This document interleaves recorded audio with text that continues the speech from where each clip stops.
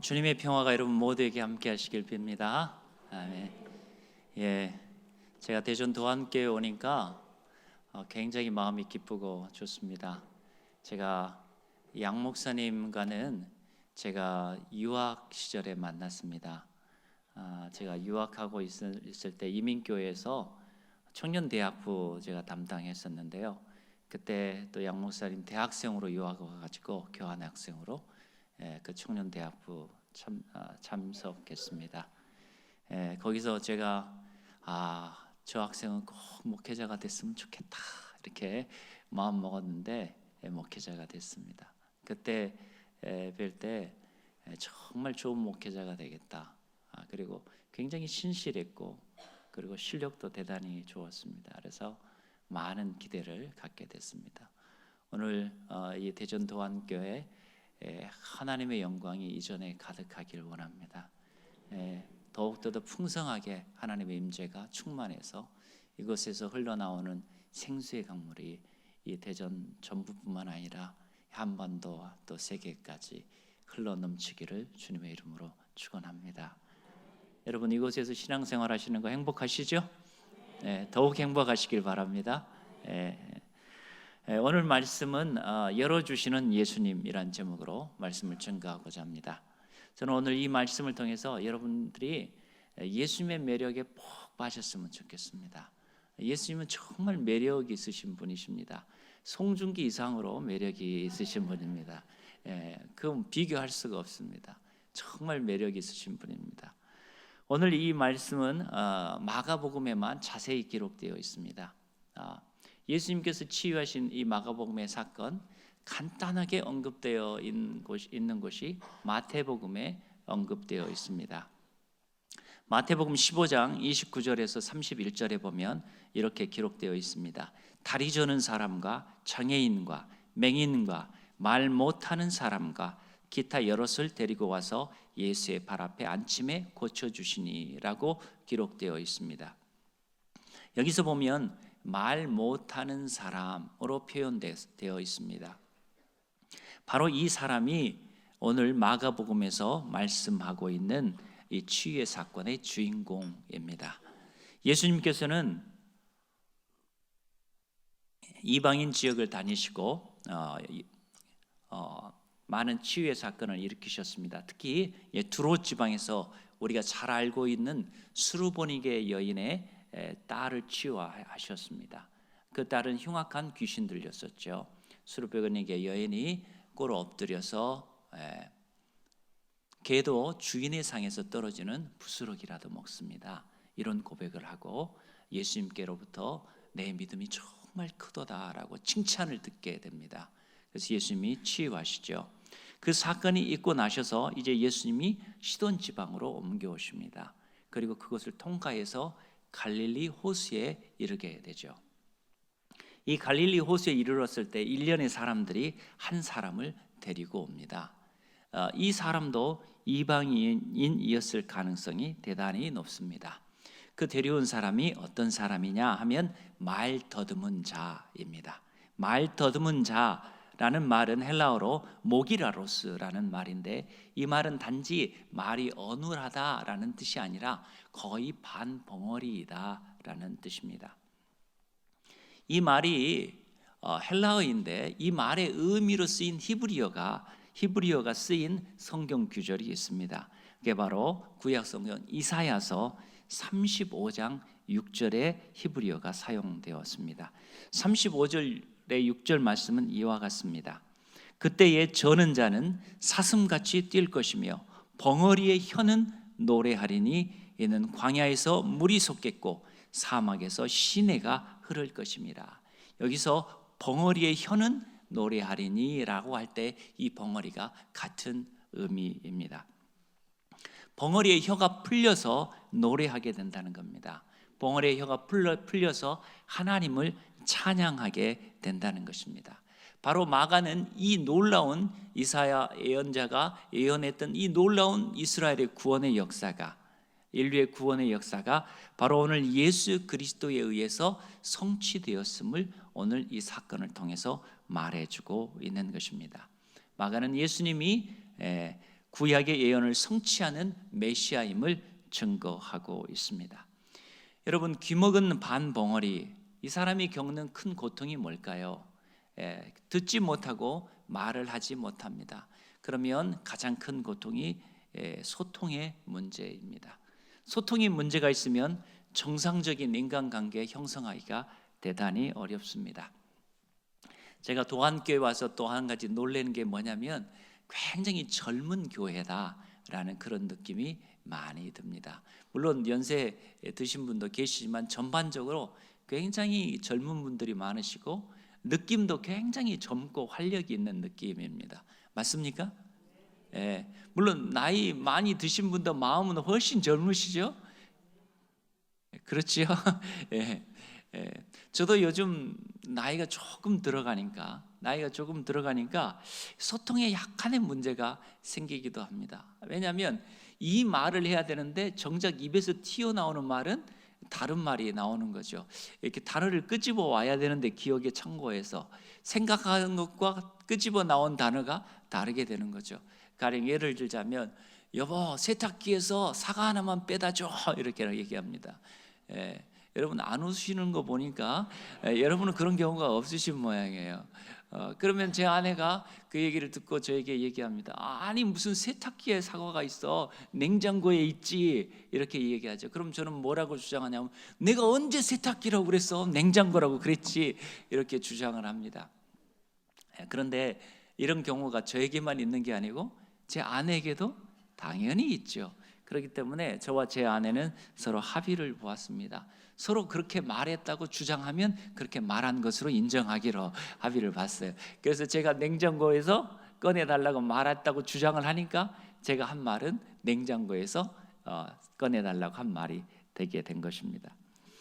이렇게 이제 의사소통에 문제가 발생하게 되죠. 이 귀먹고 말 더듬은 자, 이 사람은 귀가 먹음으로 인해서 언어를 배우기가 대단히 어려웠을 것입니다. 언어를 배우는 것은 먼저 입으로 배우는 게 아니라 뭐로 배웁니까? 귀로 배우는 겁니다. 듣고 따라하는 거죠. 그런데 귀가 먹었기 때문에 언어를 배우기 어려웠을 뿐만 아니라 더군다나 혀도 굳어서 말이 제대로 발음이 나오지 않았을 것입니다. 그래서 많은 사람들에게 무능력자로 취급을 받았고 또 그 사정을 잘 모르는 사람들은 그 사람을 계속해서 교정하려고 했을 것입니다. 참견하려고 했을 것입니다. 참견해서 교정하고 지적하고 늘 그랬을 것입니다. 여러분, 대화할 때마다 늘 사람들에게 교정과 지적을 받게 되면 기분이 좋지 않죠. 저도 이런 경우가 있었습니다. 저희 학교에 캐나다에서 온 원어민 부부 목사님이 계셨습니다. 정말 열심히입니다. 가르치기를 얼마나 열심히 하시는지 몰라요. 저하고 이제 점심때 주로 학교 교식당에서 만나가지고 대화를 합니다. 물론 영어로 대화를 하죠. 그런데 제가 말을 하면 꼭 이분은 뭐를 열심으로 사명감을 갖고 해주냐면 제 발음을 꼭 지적합니다. 그래가지고 발음 틀린 걸 꼭 교정해줘요. 저는 지금 점심시간에 영어를 배우는 사람으로 대화하는 게 아니라 누구로 대화하는 겁니까? 동료 교수로 대화를 하는 거거든요. 근데 이분은 사명감을 가지고 제 발음을 지적해 줍니다. 굉장히 좋은 의도로 그러죠. 제가 자꾸 발음을 매번 지적해 주니까 약간 짜증이 나가지고 제발 스탑 제발 좀 멈춰달라고 그렇게 요청을 했습니다. 이처럼 이 귀먹고 반벙어리인 이 사람, 늘 사람들의 참견과 교정, 그리고 그걸로 인한 비난과 무시, 이것들로 인해서 더욱더 귀를 닫게 되고 더욱더 입을 닫게 되었을 것입니다. 아마 이 사람은 더 이상 자기에게 참견하는 말, 자기를 교정하려고 하는 말 듣고 싶지 않았을 것입니다. 자신에게 상처를 주는 말 더 이상 듣고 싶지 않았을 것입니다. 그렇기 때문에 더욱 귀를 닫고 더욱 입을 닫았을 것입니다. 바로 예수님께서 이 귀먹고 말 더듬은 자를 불쌍히 여기셔서 치유하십니다. 그런데 사람들이 이 사람을 데려와 가지고 예수님께 치유해 달라고 요청하면서 예수님께서 이렇게 치유해 주십시오라고 부탁한 게 있습니다. 그 사람들은 어떻게 치유해 달라고 했냐면 예수님께서 안수하셔서 실제로 손을 얹으셔 가지고 치유해 주기를 원했습니다. 이것은 그 사람들이 예수님께 요구한 방식은 당시의 일반적인 치유의 방식이었습니다. 그런데 예수님께서 그와 같은 일반적인 치유의 방식을 사용하십니까? 안 하십니까? 사용하지 않으십니다. 예수님께서는 굉장히 특별한 독특한 방식을 사용하십니다. 다시 말하자면 예수님께서는 사람을 집단화시켜서 집단적인 방식으로 대하는 게 아니라 한 사람의 고유함, 한 사람의 독특함을 소중하게 여기셔서 그 사람과 독특한 방식으로 관계를 맺으셔서 치유하고 계신 것입니다. 예수님께서 우리와 사귐을 가질 때도 마찬가지입니다. 예수님께서 우리와 교제하실 때 우리와 집단적인 방식으로 교제하는 게 아니라 우리의 고유함, 우리의 독특함 이런 것들을 굉장히 중요하게 여기시고 그것을 소중하게 여기셔서 우리와의 독특한 방식을 맺으셔서 교제하십니다. 그렇기 때문에 어떤 사람은 막 소리를 치면서 힘있게 기도할 때 하나님의 은혜를 깊게 경험하신 분들이 있습니다. 그러나 어떤 분들은 이렇게 하면 주님과의 교제가 잘 이루어지지 않는 분들이 있어요. 어떤 분들은 고요한 가운데 조용히 침묵하면서 깊이 묵상하면서 주님과 교제할 때 깊은 교제가 일어나는 분들이 있습니다. 어떤 교제 방식이 옳습니까, 여러분? 어떤 교제 방식이 옳습니까? 두 교제 방식 다 옳은 것입니다. 그것은 주님께서 우리와 고유한 교제의 방식을 맺으시고 우리와 고유한 방식으로 우리와 사귐을 갖고 계신 것입니다. 그렇기 때문에 나와 다른 방식으로 주님과 교제하는 사람의 그 방식을 판단하지 말아야 합니다. 내 방식을 상대방에게 강요하지 말아야 됩니다. 저는 찬양 인도자들이 찬양할 때 여러분 모두 다 손을 들고 찬양하십시다. 이거를 조금 좋아하지는 않습니다. 조금 좋아하지는 않습니다. 그러신 분도 계셔요. 그럴 때도 저도 같이 손 듭니다. 들으려고 그러면 들어요. 그러나 각각의 고유함이 있습니다. 그래서 여러분 마음을 온전히 다 쏟을 수 있는, 내 마음을 온전히 다 실어서 주님을 찬양할 수 있는 방식으로 우리의 행동들, 우리의 제스처들을 사용하십시다. 손을 들고 싶은 분들은 손을 드시고, 손을 가볍게 올리고 싶은 분들은 올리시고, 가슴에 손을 대고 찬양하고 싶으신 분들은 찬양하시고, 자유롭게 자기의 마음을 쏟아 넣을 수 있는 방식으로 우리 주님을 함께 찬양하십시다. 이러면 훨씬 좋죠. 그렇지 않습니까? 안 그래도 줄 수 없습니다. 그렇죠. 제가 말씀드리고자 하는 것은 주님께서 우리의 고유함과 우리의 독특함을 소중하게 여기시고 우리와 그렇게 사귀신다는 것입니다. 주님과 우리의 사귐을 다른 말로 표현하면 기도라고 말할 수 있습니다. 주님과 우리의 사귐의 방식이 고유하기 때문에 우리가 정말 주님과 기도하는 방식도 고유하고 여러 가지일 수가 있습니다. 여러분, 나와 주님과 고유한 방식이 있기 때문에 이 방식이 무언가를 발견하셔서 그 고유한 방식을 적극적으로 개발하시고 적극적으로 사용하셔서 주님과 더욱 깊은 사귐으로 여러분 들어가시길 바랍니다. 여러분의 고유한 사귐의 방식이 뭘까 한번 찾아보십시오. 반드시 있습니다. 잘 떠오르지 않은 분들은 이렇게 한번 생각해 보십시오. 내가 언제 주님의 은총을 깊게 경험하는가? 내가 어떨 때 정말 주님께서 주시는 소망과 생기로 가득하게 되는가? 이때를 어떨 때 내 영이 살아나는가? 이런 걸 한번 생각해 보십시오. 제가 알고 있는 어느 목사님이 계십니다. 영락교회 담임도 하셨고, 그리고 우리가 이름을 말씀드리면 쉽게 알 수 있는 그런 목사님이십니다. 이 목사님이 자신의 어머니에 대해서 말씀하신 적이 있습니다. 어머님이 시골에서 신앙생활을 하셨는데 참 힘든 어려운 삶의 과정이 있으셨던 것 같습니다. 힘든 것을 경험할 때면 이분은 늘 어디로 가냐면 예배당으로 갑니다. 예배당에 가서 당시에는 피아노가 아니고 뭐가 있었습니까? 풍금이 있었죠. 그 풍금을 치면서 찬양을 하는 겁니다. 1시간이고 2시간이고 그 풍금을 치면서 찬양을 하고 나면 들어갈 때 얼굴과 나올 때 얼굴이 천지 차이입니다. 들어갈 때는 울상이었던 얼굴이 나올 때는 천사를 담는 얼굴로 바뀌게 된 거죠. 그 찬양을 하면서 놀라운 하나님의 은혜를 경험하게 된 겁니다. 바로 이 목사님의 어머님께는 주님과 사귀는 고유한 방식이 뭐예요? 풍금을 치면서 찬양하는 것.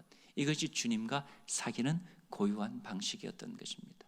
여러분, 우리 안에 이런 고유한 방식이 다 있을 수 있습니다. 그것들을 발견해 보시기 바랍니다. 혹시 잘 떠오르지 않으신 분들은 이런 경우를 생각해 보면 좋습니다.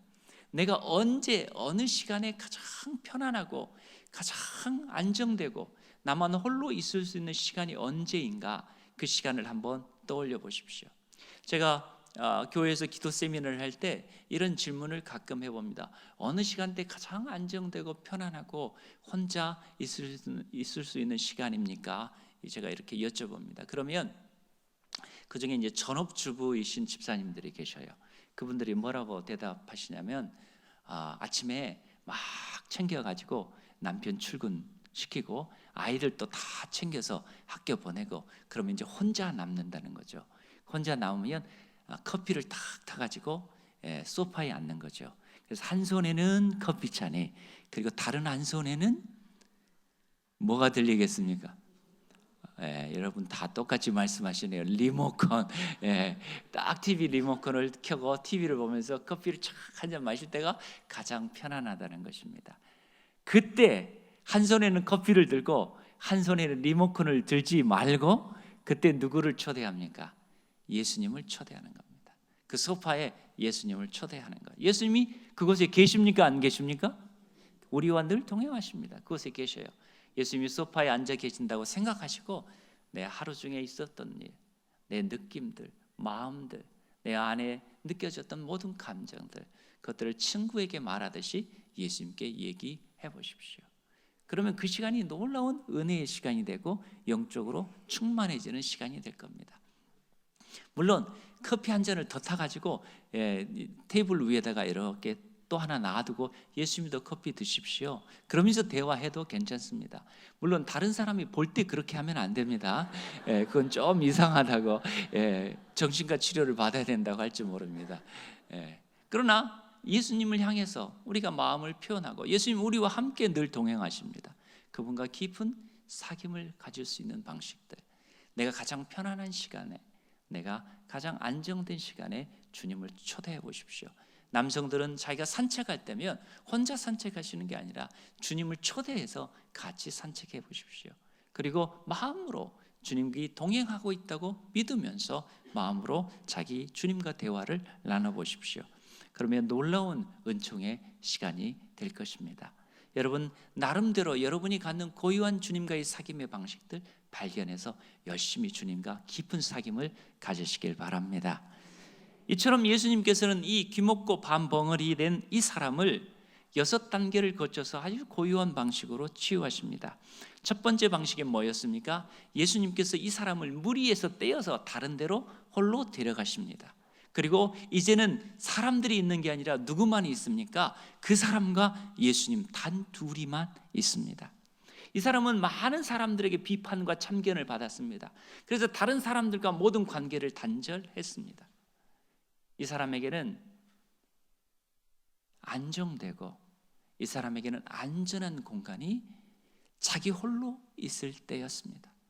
그래서 예수님께서 그를 따로 부르셔서 예수님께서 함께 계셔준 것입니다. 그 내면의 상처들, 그 아픔들을 다른 사람의 판단이나 평가를 받지 않고 솔직하게 내어놓을 수 있는 그런 안전한 공간을 예수님께서 만들어 주신 것입니다. 보호의 공간을 만들어 주신 것입니다. 여러분, 우리에게도 이런 공간이 필요합니다. 주님과 단둘이 있는 공간이 필요합니다. 여러분, 주님과 단둘이 있는 공간을 꼭 확보하시기를 바랍니다. 주님께서는 우리와 단둘이 있기를 원하십니다. 원하셔요. 그런데 우리가 많이 외면합니다. 여러분, 아침에 일어나서 주님 저와 함께 동행해 주십시오, 이런 기도 많이 드리죠. 그리고 출근합니다. 출근할 때 예수님과 함께 동행하며 출근합니까? 아니면 예수님 방에 놔두고 문 잠그고 나가서 출근하십니까? 출근하신 후에는 한 번도 동행하신 예수님께 어텐션, 주의를 기울여 보지 않죠. 예수님은 우리와 함께 홀로 있기를 원하십니다. 여러분, 주님과 꼭 홀로 있는 이 공간을 확보하시길 바랍니다. 예수님께서 그리고 나서 이제 이 기먹고 반 벙어리 된 이 사람의 귀에 양손을 대십니다. 이 귀는 이 사람에게 있어서 가장 아픈 그런 환부입니다. 가장 아픈 부분을 주님께서 어루만지시는 것입니다. 내가 너의 상처를 안다. 내가 너의 아픔을 안다. 네가 참견과 교정, 비판과 비난, 멸시의 소리를 들었을 때 나도 내 귀를 다듬고 싶을 정도로, 아니 그리고 너의 귀를 그냥 막아주고 싶을 정도로 그렇게 마음이 아팠단다. 내가 너에게 상처를 주는 소리가 있을 때마다 내가 너의 두 귀를 이렇게 막아줄게. 이런 주님의 마음을 쏟아내고 있는 것입니다. 이제 네가 네 영혼 깊숙한 곳에서 우러나오는 그 음성을 들었으면 좋겠다. 그 음성은 바로 너는 사랑받는 하나님의 자녀요, 하나님의 기쁨이란다. 이 하나님의 음성을 들었으면 좋겠다. 사람들이 비난하고 비판하고 멸시하고 판단하는 소리가 아니라 너의 내면에서 솟아나오는 그 하나님의 음성을 들었으면 좋겠다 라는 주님의 마음을 표현하고 있는 것입니다. 이 사람은 이제 귀가 열리고 입이 열리기 전에 먼저 뭐가 열리게 됩니까? 주님의 이렇게 환부를 만지는, 어루만지는 손길을 통해서 주님의 마음을 느낌으로 말미암아서 마음이 먼저 열리게 되는 것입니다. 여러분, 귀가 열리고 혀가 열리기 위해서는 먼저 무엇이 열려야 됩니까? 마음이 열려야 되는 것입니다. 예수님께서 이 사람의 마음을 열고 나서 이제 세 번째로 이 사람의 혀에 자신의 침을 바르는 겁니다. 여러분, 이 장면이 상당히 우리를 곤란하게 만듭니다. 상당히 예수님이 좀 고상하게 치유해 줬으면 좋겠는데 왜 침을 탁 뱉어가지고 그 침을 그 사람 혀에게 이렇게 발랐는지 모르겠습니다. 그러나 여러분, 그것은 오늘날 우리의 생각입니다. 당시의 침은 두 가지 의미가 있습니다. 하나는 치료제입니다. 우리가 벌레에 물렸을 때 침을 바르지 않습니까? 이게 실제로 의학적인 도움이 되는지 어떤지는 모르지만 고대에는 이게 하나의 치료제처럼 인식됐습니다. 또 하나는 어떤 의미입니까? 침은 모성애적 사랑을 의미합니다. 저도 뭔가 뽀드락지 났을 때 엄마가 침 이렇게 해가지고 이렇게 발라줬던 기억이 납니다. 그러면 그렇게 마음이 편안할 수가 없습니다. 그리고 실제로 그게 가라앉아요. 마음이 편안해서 그런지 실제로 가라앉습니다. 예수님께서는 그 침을 대어주심으로 말미암아 그 모성애적 사랑을 표현해 주십니다. 내면적 사랑을 표현해 주신 거죠. 그 내면적 사랑으로 그 혀를 풀어주신 것입니다. 불신과 억압으로 인해서 내면에 쌓아두었던 그 마음의 상처가 되었던, 그리고 그런 많은 말들을 이제는 토해낼 수 있게 해주셨습니다. 잃어버렸던 자신의 목소리를 되찾게 해주신 것입니다. 잃어버렸던 자신의 언어를 되찾게 해주신 것입니다. 그리고 나서 예수님께서 하늘을 우러르십니다. 하늘을 우러르셨다는 것은 예수님과 하나님과의 관계의 친밀함을 얘기해 주고 있습니다. 다시 말하자면 예수님의 치유의 능력이 어디로부터 나온 것이라는 것입니까? 위로부터, 하나님 아버지께로부터 나온 것임을 말해주고 있습니다. 여러분, 정말로 하나님과 친밀해질 때 사람들과도 친밀해집니다. 하나님의 사랑을 온전히 경험할 때 사람들을 사랑하게 되는 것입니다. 여러분, 하나님을 체험했던 순간들을 기억해 보십시오. 그 순간에 우리는 길거리에 있는 나무들이 그렇게 아름다운지 몰랐습니다. 그렇게 반짝반짝 빛나지 않습니까? 길거리에 꽃들이 막 빛이 납니다. 그리고 지나가는 사람들도 다 빛이 나요. 그 눈이 쌍꺼풀이 졌든지 외꺼풀이든지 코가 높든지 낮든지 전혀 상관이 없습니다. 모든 사람이 다 사랑스러워집니다. 그리고 모든 사람을 끌어안고 싶습니다. 그 사랑을 표현해 주고 싶어요. 하나님이 당신을 사랑합니다. 말해 주고 싶습니다. 진짜 끌어안으면 큰일 나죠. 여러분 아무나 보고 끌어안으면 큰일 나요. 그러나 그런 마음이라는 거죠. 이렇게 사람들이 사랑스러워집니다. 하나님과 사랑이 깊어질 때 여러분 사람들과의 사랑도 깊어짐을 기억하시길 바랍니다. 예수님께서 이제 하늘을 우러르셔서 탄식하십니다. 이 탄식은 누구의 탄식을 하는 것입니까? 그 귀먹고 반벙어리 된 자의 탄식을 자신의 탄식으로 삼아서 예수님께서 탄식하고 계신 것입니다. 우리가 아파서 눈물 흘릴 때 우리보다 더 많은 피눈물을 흘리는 분이 누구십니까? 예수 그리스도십니다. 자녀가 아플 때 더 마음이 아픈 분이 누굽니까? 부모님입니다. 그처럼 우리가 아플 때 주님은 더 마음이 아프시고 더 피눈물을 흘리십니다. 그 탄식을 하시는 것입니다. 그리고 나서 이제 예수님께서는 그 탄식을 통해서 치유자와 그 환자와 하나가 된 것입니다. 예수님과 귀먹고 반벙어리 된 자가 온전히 하나가 되신 것입니다. 주님께서 우리를 치유하시고 우리의 내면을 치유하실 때도 우리와 하나가 되실 줄 믿으시기 바랍니다. 예수님께서 이런 단계를 통해서 이제 사랑과 신뢰의 관계를 맺으시고 그 사람의 마음을 열고 하나님의 음성을 듣게 하고 온전히 그와 하나가 되게 하였습니다. 이제 예수님께서 마지막으로 명하십니다. 그 명하신 말씀이 뭡니까? 우리가 너무나 잘 알고 있는 말씀입니다. 에바다, 열려라는 거죠. 한번 따라서 해볼까요? 에바다, 열리라는 것입니다. 용기를 내십시오. 이제 귀를 여십시오. 이제 입을 여십시오. 그리고 당신의 언어로 당신의 말을 하십시오. 귀를 열어서 당신을 향한 하나님의 음성을 들으십시오. 당신은 하나님의 저주받은 자가 아니고 하나님의 사랑을 받지 못하는 자가 아니고 당신은 하나님의 사랑받는 자녀입니다. 당신은 하나님의 기쁨인 자입니다. 그 음성을 들으시고 스스로 고백하십시오. 나는 하나님의 사랑받는 자녀요, 나는 하나님의 기쁨인 자다 라고 스스로 선언하십시오. 이렇게 에바다 말씀하신 것입니다. 우리의 귀도 열리기를 원합니다. 우리의 입의 혀도 풀리기를 원합니다. 그래서 똑같이 우리도 이 고백을 하기를 원합니다. 나는 하나님의 사랑받는 자녀요, 하나님의 기쁨인 자다. 이 고백을 할 수 있게 되기를 원합니다. 주님 우리의 상처를 치유하기를 원하십니다. 두 손으로 어루만지십니다. 침을 발라주십니다. 하늘을 우러르십니다. 우리를 위해 탄식하십니다. 그리고 우리에게 명하십니다. 에바다, 용기를 불어 넣어주십니다. 우리 안에 내면의 참된 음성을 듣기를 원합니다. 그리고 우리의 입이 열려서 하나님과 깊은 사귐의 대화를 나누길 원합니다. 하나님의 음성을 듣고 하나님과 깊은 사귐이 이루어지는 놀라운 은총의 역사가 우리 모두에게 있기를 주님의 이름으로 축원합니다. 기도하겠습니다. 사랑의 하나님,